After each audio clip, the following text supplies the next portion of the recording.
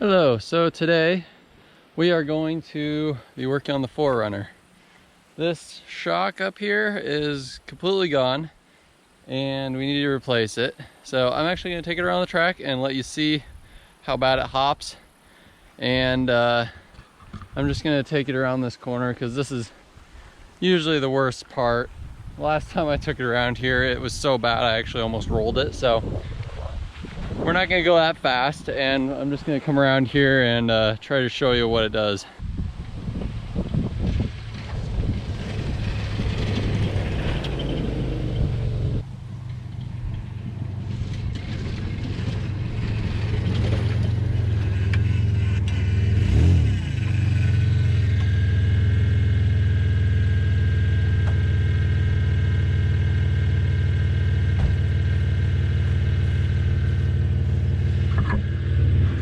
So hopefully you can see that it kind of hops around the corner, and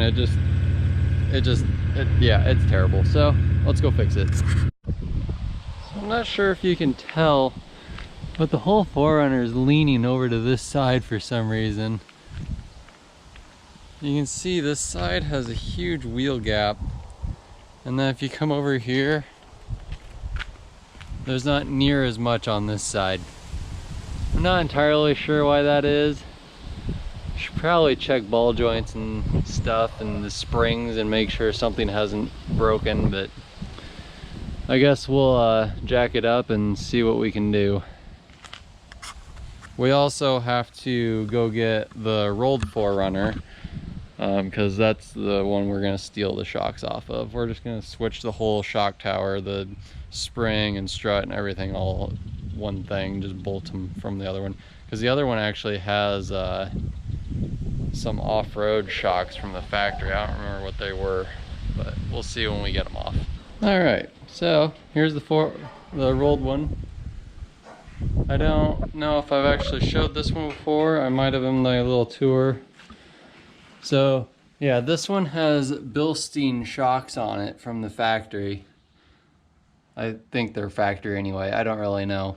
So I'm probably going to throw a battery in this and jump start it and drive it up to the house so it'll be easier to work on. I need to move my tractor out of the way here too then, but I have some junk batteries here. They should work just to jump start it and drive it. So this thing actually runs fine, at least it did, as long as mice didn't chew the wires or something. I haven't started it in probably honestly, it's probably been close to a year since I've started this thing. The interior is probably disgusting. There's probably raccoons living in it or something. Yeah, it's pretty gross, but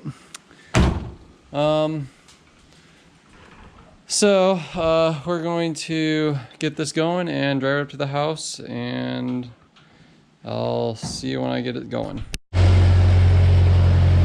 See if we can get this started.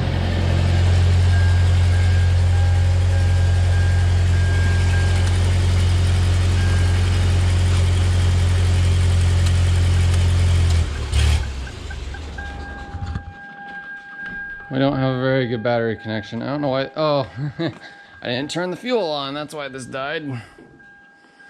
That's always a problem. Let's try this again. Okay.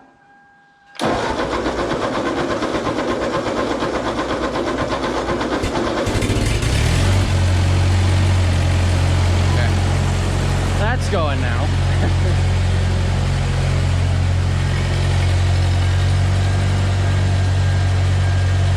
We just have loose connections on the battery, that's why.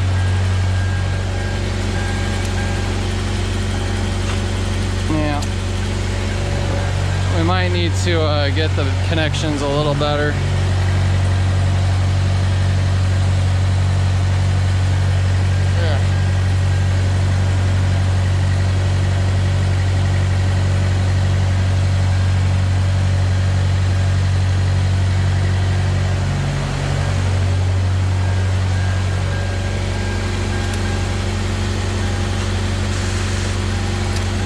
It's really dead.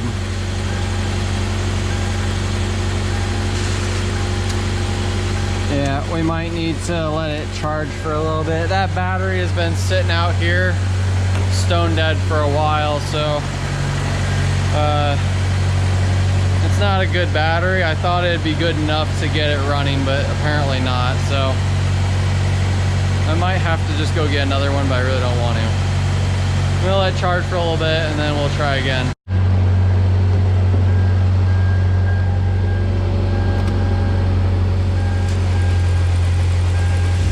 There it goes. Fired right up. This thing has 228,000 miles on it, and it's out of gas, so hopefully it won't shut off by the time we get it out of here. So I'm gonna pull the tractor out, pull this out. I'll meet you when we're on our way. All right, this thing has flat tires and stuff, and it's disgusting in here. There's probably dead animals in here. There's hair all over the seat, so that's fun. Let's just see if we can get out of here. Ah, it's so gross. There we go.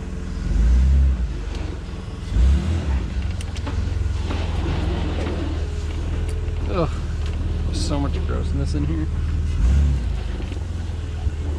This thing's amazing though. I mean, it runs and drives perfectly fine. It's kind of insane. I mean, it's not really, because it is so gross in here. I took this four-wheeling through the woods. I put the tires from the other 4Runner on this, and took it four-wheeling, and it worked really well. I probably should have started this and drove it a little more, but you know, we got some smoke coming out of the hood. Not really sure what that is.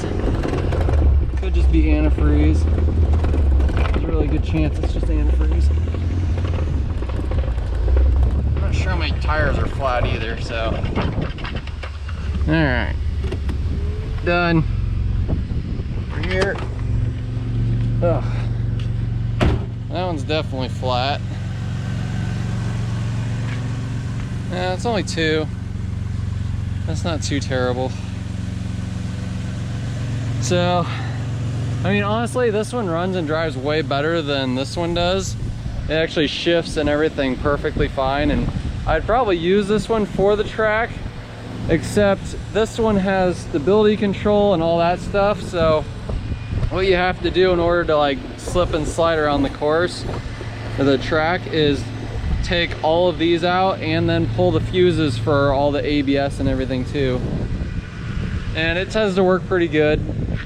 But the big reason why I don't use it is it has no windshield or other windows or doors or windows or doors. And it gets really dusty out there, and it's not really the best when you don't have any windows, especially when you're hitting branches and stuff and they just come flying through the windshield. Not really the best. So, well, it's like we broke a sway bar end link, which is fine for off-roading. So, yeah, I guess that's the big reason why. This one is really, the only reason I'm keeping this one is for the drivetrain, because it's the same exact drivetrain that's in that 4Runner, which is the one I drive all the time. And it has the full-time four-wheel drive and everything in it, and that's what I love about that other one. So that's really the only reason I'm keeping this. So this one is an older one. This is a 97. This is a 2002, and that one's a 2001. So this is a 97. It just has a part-time four-wheel drive system, so you can't like take it on dry pavement when it's in four-wheel drive because the system will all bind up.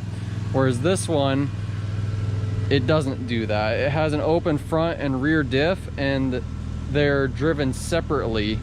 And then it has a button on the dash here where you can lock the center differential, and that will make it part-time four-wheel drive. But if that's not locked, you can drive it in full-time four-wheel drive on dry pavement, and you're not gonna have a problem, which is great for in the winter time. It's amazing. And it has the stability control and traction control and all that stuff. So taking this off-road actually does really good. It's kind of amazing. The system works really well. You can't really get stuck. That one I've never been stuck in, and I've gone through some crazy stuff with it. So I guess let's get to work on this suspension.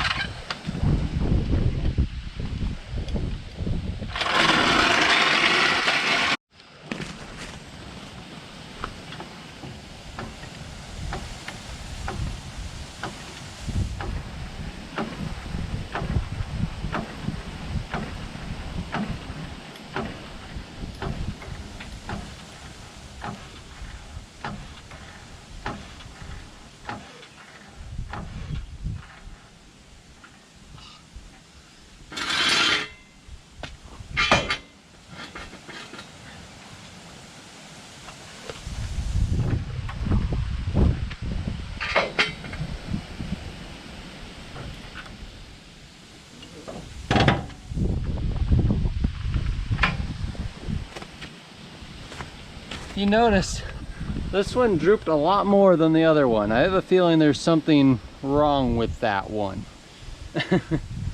So I guess we'll get these wheels off. Although I don't know if I really need to, because I can get to the bolt right here. I'm probably just gonna pull the wheels off anyway, because why not?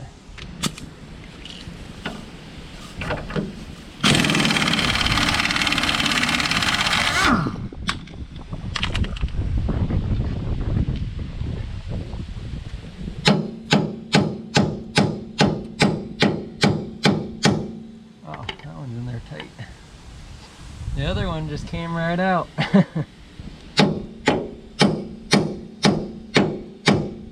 Wow.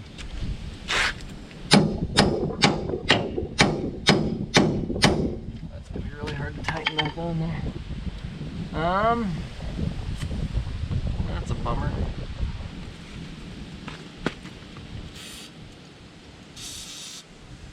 I figured out why the other one wasn't drooping as much. The front sway bar is still connected on that one. So I jacked the other side up and it brought the other side down too. So this one, the sway bar is disconnected, which is better for off-roading, but not so good for cornering. It seems like this bolt's rusted in there pretty good. The other one I could just hammer right out and it was fine. This one apparently has been stuck in there a while, so. Might get an extension on this and see if I can spin it with the other side.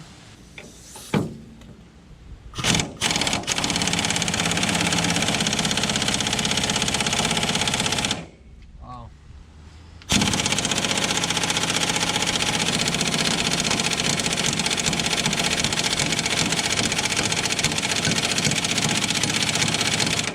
That is stuck in there good.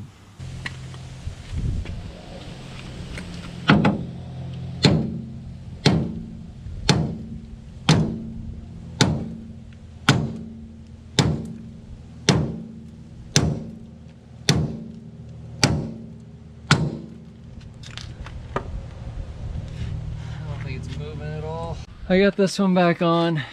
I had to destroy that bolt on the bottom and the bracket's actually bent, but it really doesn't matter. I just put a smaller bolt in there just to hold it in.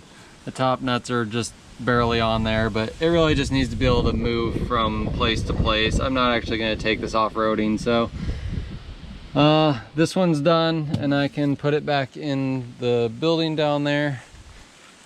I got the Bilstein one over here so we can put it on. I don't have anything in there right now, so we'll get this mounted back up, get everything tightened down, and we should be good to go. Alright, I got the new used one on there.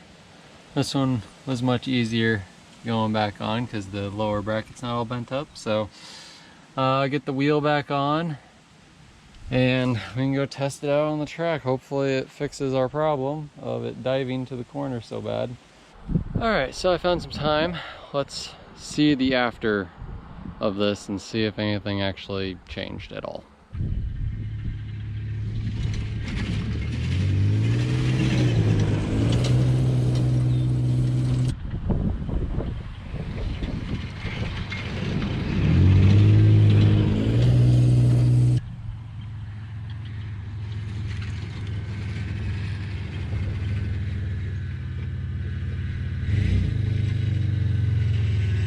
So I can definitely tell a difference. The problem is I'm pretty sure all the rest of the shocks are also bad, which makes sense. It's better. It doesn't hop near as bad as it did before, but yeah, I think there might be something broke on the rear end as well, because it really makes some bad clunking sounds back there. So I don't know if there is anything wrong, but I might replace all of them eventually, but for now it's gonna work fine. So thank you for watching this episode, and please subscribe if you like this for more to come soon. Bye. Quick update. I took the 4Runner around the track a little bit more and I figured out what actually is wrong. Watch this.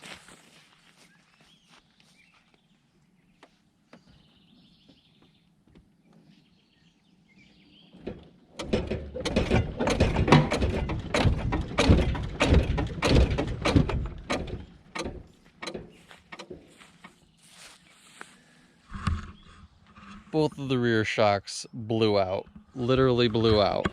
There is oil all over the bottom. Well, it was worse before, but this right here was all oily, and yeah, both of the shocks completely blew up. Oh, well, that side is not connected anymore, so maybe that's what happened to this side. Oh yeah, that's what happened to this side too. And then the bottom blew up. So that's the problem. Neither of them are connected anymore, and all the oil has gone out of them. So yeah, that's what we need to replace. So I'm probably just gonna go to the store and get 2 new ones, because taking the ones off of the other 4Runner is just a nightmare. So we're just gonna go get some new ones, put it on. I'm probably not gonna record it because we've probably had enough of this video already. So that's it.